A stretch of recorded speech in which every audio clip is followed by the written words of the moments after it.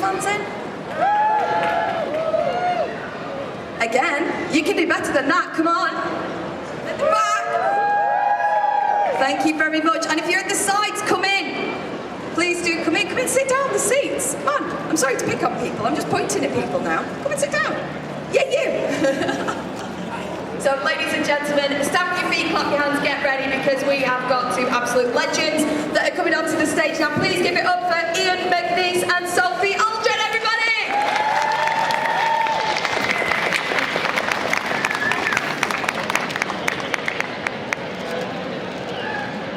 Hello, yes, we're there. Hello everybody, good morning, afternoon, whatever it is. I'm so excited to be sat by you two. I mean, Doctor Who, let's start. I mean, we've got to start there really, isn't it? It's massive. I'm sat by Ace, everybody. Like, you know, can I get a cheer? And if you were here yesterday, I don't really want to do this because I'm scared of where the conversation may go. It's Winston Churchill. And don't you just love his hat? I think you look, that hat, can I have it?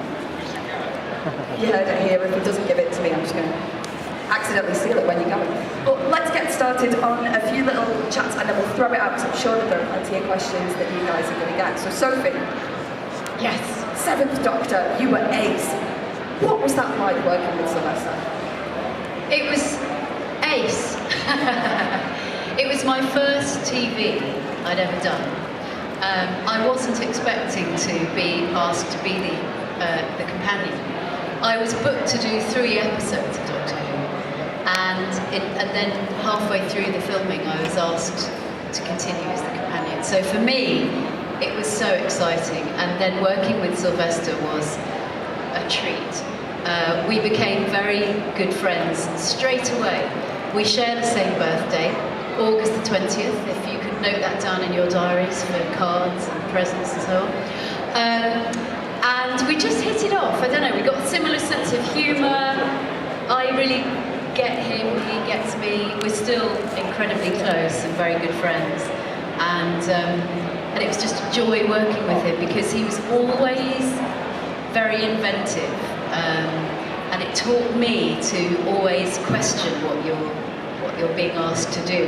Does it actually fit into the storyline?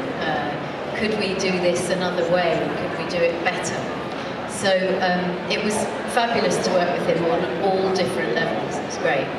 Awesome. And Ian, incredible stuff that you've done. We were talking about it yesterday. So you have been in episodes of Doctor Who. You've been in Rome, which I know that I said yesterday I was a massive fan of. Any Ace Ventura fans in here? No, but coming back to staying with Doctor Who, which is really why I'm here today, which is unbelievable. I had no idea that actually if you did an episode of Doctor Who, in which you were featured quite nicely, you get a little knock on the door from people saying, oh, you wouldn't come to a convention, would you? And I have been to so many since, all over the world, amazing, as we both have. Australia, New Zealand, lots in America. It's a gift that gives on giving because it's coming to conventions, which is what it's all about, and meeting people like you who love the shows, who want to meet you because you've been in the show and all the rest of it. So really, I've got a great thank you to both you yourselves for having us at Doctor Who. It's incredible, and I was so lucky to have been in this episode with Matt Smith because it was only his second one, I think, that he'd done. So he was still very nervous and still finding his way, and very, very inventive, as indeed your partner was. He was too, and tried so many things different ways. And I loved every minute of working with him, as I did with Karen Gillan, whose legs, I can assure you, do go all the way up. She's gorgeous. Absolutely gorgeous, yeah. Put it away. He was talking about this yesterday as well, so we're very aware. And so with Doctor Who, it's massive. There is such a following. What do you guys, like, Sophie, if you go first and then Ian, why do you think it's so popular? I think it's because it's a fantastic format for a show, isn't it? You can have any lead actor, or indeed actress now. You can go anywhere in space and time forward in history, backward in history, anywhere. And I also think that the Doctor is a superhero, but he doesn't require a superpower. His superpower, if you like, is his brain, and it's the way that he approaches problems. So that's something else that people can identify with. And also, you've got the story. It's a classic tale of good and evil. Every episode, the Doctor is confronted by some form of evil or darkness or bad or fear, and we know that the Doctor will come out of it okay in the end, and he would have done something quite clever to get there. So I think that's why, really. Yeah, I think also the thing is that, I mean, like with me, for instance, I finished my episode playing Winston Churchill, and then I thought to myself, oh, what? I'd love to come back. I'd love to come back at some point. And goodness me, it happened. They actually asked me to come back a second time, and this time, Churchill, I was talking to a man with a green face. And I thought to myself, goodness me, well, if I'm talking to a man with a green face, Churchill can come back at any time, which indeed, hopefully he will. So we'll have to see. I hope that he does, and you've just touched on it very briefly, so let's get your thoughts on what you think. Jodie, female Doctor. Well, isn't it going to be amazing to have a female Doctor? I am just really fascinated to find out, because of course there's no doubt in my mind, and I don't think anybody else's mind, of what a fine actor she is. The thing will be is, what will her character be like, and what will the writing be like? What will she be given to do? Because we can't, as actors, we're beholden to the writers to give us good stories to tell. We're storytellers, but we can't tell those stories on our own. We have to have good writers who are writing great lines for us to say. So it's really very much in the hands of Chris Chibnall and his writing team. What will they have for her to do? Where will they go? What will she say? What will her characterization of the Doctor? Because if you look at every single Doctor has been some kind of quite eccentric, a bit different, an amazing person in their own right. And so what will Jodie's form of that be? That's what's going to be the fascinating thing, I think. There's a phrase that you may have heard lately. It's been knocking around, and I heard it when I watched the Oscars last weekend. It's a phrase that I've been hearing time and time again with "it's time." And maybe the people at Doctor Who heard that phrase a little while ago, saying, "It's time. It's time for a female Doctor." And it's happened, and it's fantastic. And I think it couldn't have happened to a better actress, because look at her credentials. I mean, for a start, that wonderful role that she played in Broadhurst was amazing. So I'm, for one, delighted that she's doing it. I can't wait to see what she does with it. I know everybody else will probably be thinking the same. And I know she's going to smash it. She's going to be awesome. We can totally tell that. What I'm thinking is if we get 3 questions for the panel, and then we'll briefly catch up on what you're doing now, what's coming up next. Is everybody okay with that? Sounds like a plan. Oh, thanks. So has anybody got any questions for either Ian or Sophie or both of them? There's one in the front. Hi. First of all, love Doctor Who, and Sophie and Ace is actually my favourite companion. Oh, bless you. My question is, obviously both of you have been in the show, and both of you have done a lot with Big Finish, the radio dramas, and then your own little spin-off series with the radio dramas. My question is, what's the difference between acting for Big Finish with radio dramas and acting for the actual TV show itself? Really? Yeah, great question.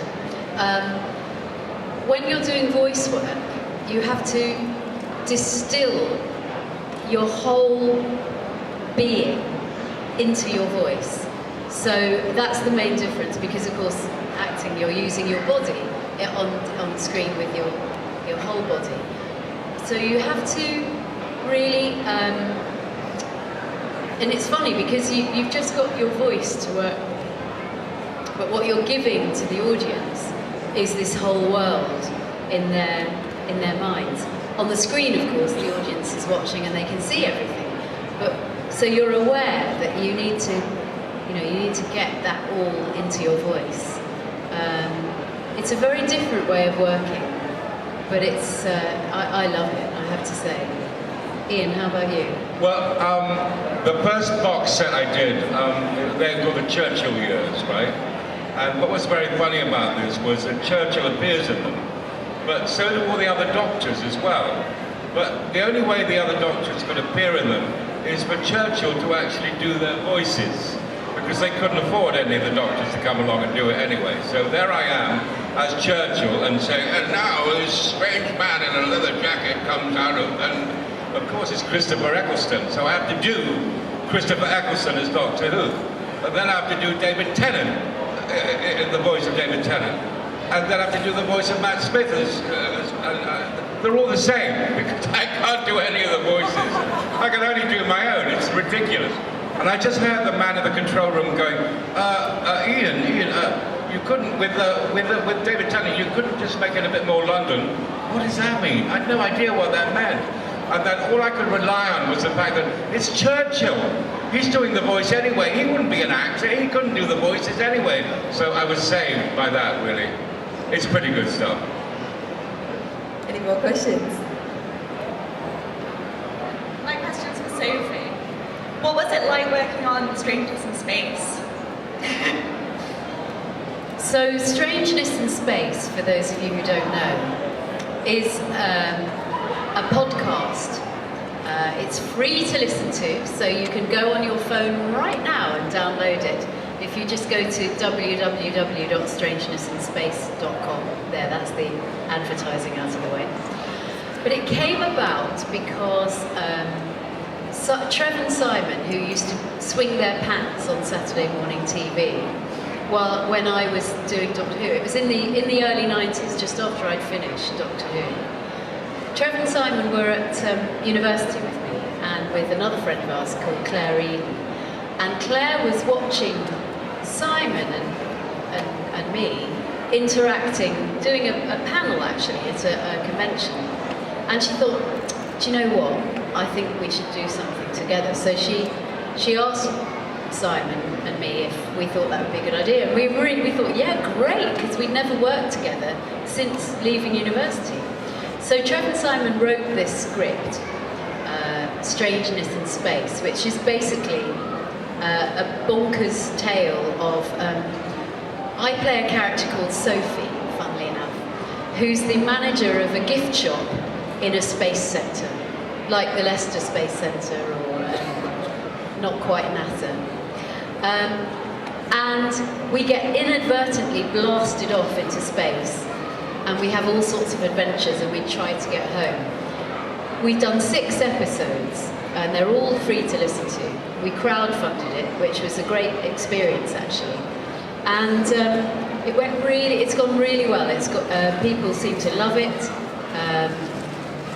Trev and Simon also sing every episode. They have a song. They have a band called Pink Custard, which is a reminiscent of Blancmange. It's a sort of 1980s pop synth duo. And I play Sophie, who gets exasperated with their antics. But it's great. So I'd love you to have a go, download it and listen to it. Just do the link one more time. The link is www.strangenessinSpace.com. But if you just put Strangeness in Space, it will come up. So yeah, thank you for asking. Great. Awesome. We are running out of time, so can we just have one more question? If you had your free choice, what would you do next? And how would you react if Disney ordered you to voice Feline in a live-action remake of Bambi? Do the voice for Bambi. Peter Davison is the voice Bambi, well, Sophie Aldred as Feline. Are they bringing Bambi? I thought Bambi was dead. No, he's alive and well. He's resurrected by regeneration. Woo! fantastic, fantastic. You take it over, Sophie. I will. I'll call your We both agent. would. We both would be there Oh, in we a both love heartbeat. to do that. Absolutely, we'd love to.